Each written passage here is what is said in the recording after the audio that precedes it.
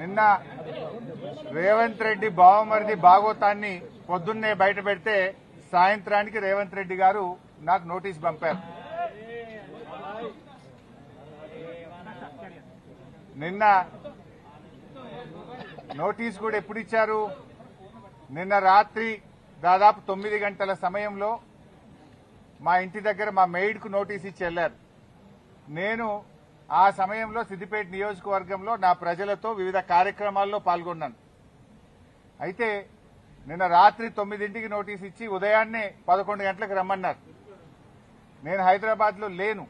అయినా కూడా రాత్రే హైదరాబాద్ చేరుకొని ఈరోజు వాళ్ళు ఇచ్చిన నోటీస్ మీద మేము హాజరు కావాలని చెప్పి నిర్ణయం తీసుకున్నాం.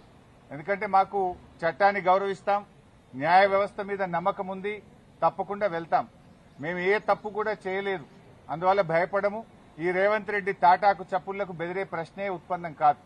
ఎందుకంటే ఇలా రేవంత్ రెడ్డి మాకు తెలుసు, నిన్న ఆయన బావమర్ది భాగవతాన్ని పొద్దున బయట పెడితే సాయంత్రానికి నోటీస్ పంపిండు.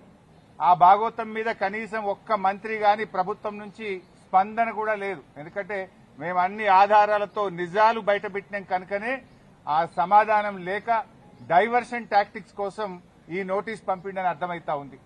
నిన్ననే చెప్పి